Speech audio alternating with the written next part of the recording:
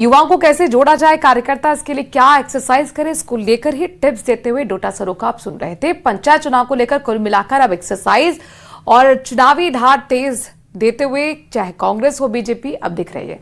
बढ़ते आगे, दिल्ली के पूर्व मंत्री और आम आदमी पार्टी के नेता सत्येंद्र जैन की एक बार फिर मुश्किलें बढ़ गई हैं। दिल्ली के एंटी करप्शन ब्यूरो ने सत्येंद्र जैन को गिरफ्तार कर लिया है। कल देर शाम सत्येंद्र जैन की गिरफ्तारी हुई थी। दिल्ली जल बोर्ड के एक टेंडर में गड़बड़ियों के आरोप में सत्येंद्र जैन की गिरफ्तारी हुई। दिल्ली के सीवेज ट्रीटमेंट प्लांट यानी कि एसटीपी का ये टेंडर का मामला है। एसटीपी को अपग्रेड करने की योजना अब जांच के दायरे में आ गई है। मामला करीब 1546 करोड़ रुपए की अनुमानित प्रोजेक्ट से जुड़ा हुआ है। एसीबी ने इस मामले में पूर्व जल मंत्री सत्येंद्र जैन समेत 6 लोगों की गिरफ्तारी कर ली है। सत्येंद्र जैन को अब से थोड़ी देर बाद कोर्ट में पेश किया जाएगा।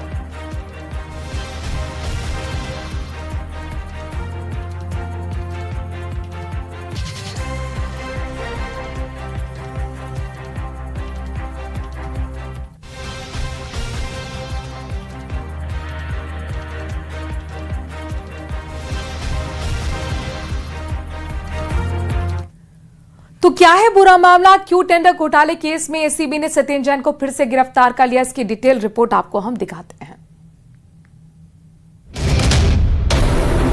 दिल्ली के सीवेज ट्रीटमेंट प्लांट यानी एसटीपी को अपग्रेड करने की योजना अब जांच के घेरे में है। मामला करीब 1546 करोड़ रुपए के अनुमानित प्रोजेक्ट से जुड़ा है। एसीबी ने इस मामले में पूर्व जल मंत्री सत्येंद्र जैन समेत 6 लोगों को गिरफ्तार किया है।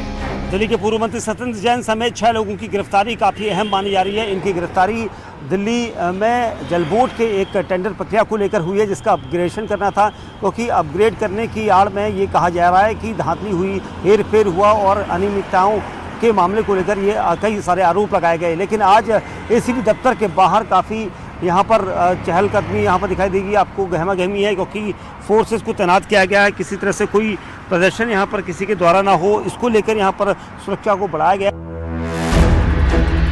गिरफ्तार लोगों में दिल्ली जल बोर्ड के पूर्व सीईओ उदित प्रकाश राय, पूर्व कंसल्टेंट अंकित श्रीवास्तव और 3 कंपनियों के मालिक भी शामिल हैं। एजेंसी का दावा है कि एसटीपी की क्षमता बढ़ाने के लिए जारी होने वाले टेंडरों में ऐसी शर्तें रखी गईं जिनसे प्रतिस्पर्धा सीमित हो गई और एक खास कंपनी को फायदा पहुंचाने का रास्ता बना।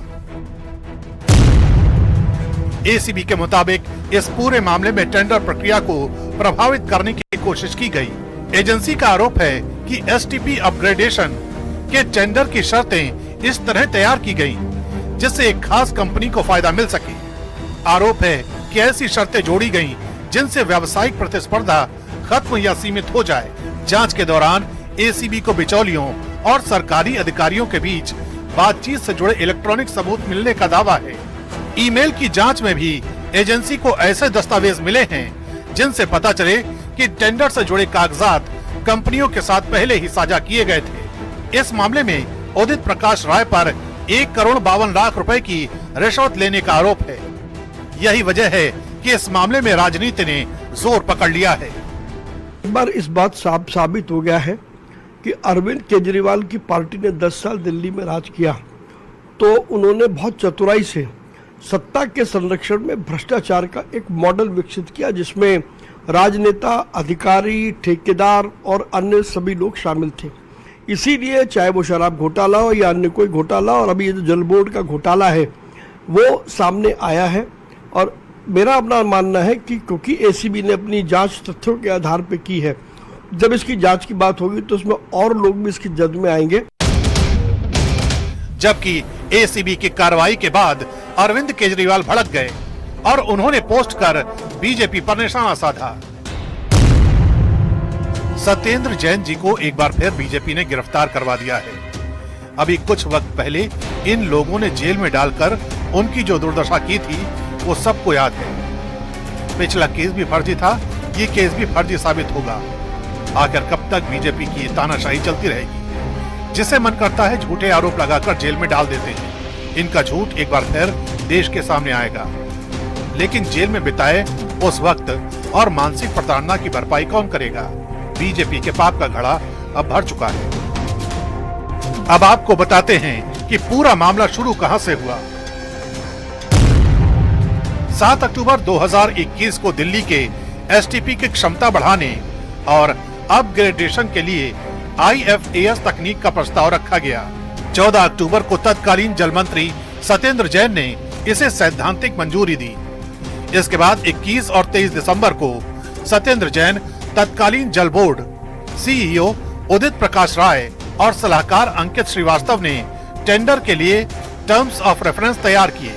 28 दिसंबर 2021 को प्रोजेक्ट की अनुमानित लागत करीब 1546 करोड़ रुपए तय की गई। योजना के तहत 4 STP की क्षमता 215 MGD से बढ़ाकर 297 MGD करने का प्रस्ताव था। सीवेज ट्रीटमेंट प्लांट में उनका नाम आ रहा, ये सब के सब भारी भ्रष्ट हैं। लेकिन ACB हो, ED हो, CBI हो, क्या ये केवल विपक्ष के ही भ्रष्टाचार के लिए बनी हुई है? यमुना के मुहाने पर जो STP plant, sewage treatment plant लगने थे वो नहीं लग पाए और यमुना जी मैली की मैली रह गई। और जो कट्टर ईमानदार अपने आप को कहने वाले केजरीवाल और उसके मंत्री सत्येंद्र सिंह आज फिर जांच में कल्प्रिट पाए गए हैं, जिसके कारण से ACB ने उनको गिरफ्तार किया है। दिल्ली से उठी भ्रष्टाचार के आरोपों की ये चिंगारी पंजाब तक पहुंच गई है, जहां आम आदमी पार्टी शिरोमणि अकाली दल के निशाने पर आ गई है। फिलहाल सबसे बड़ा सवाल यही है कि क्या सरकारी टेंडर की शर्तें पहले से तय थी? क्या कंपनियों को फायदा पहुंचाने के लिए पूरी प्रक्रिया को प्रभावित किया गया? और अगर आरोप सही साबित होते हैं तो सरकारी खजाने को हुए नुकसान की जिम्मेदारी आखिर किसकी होगी?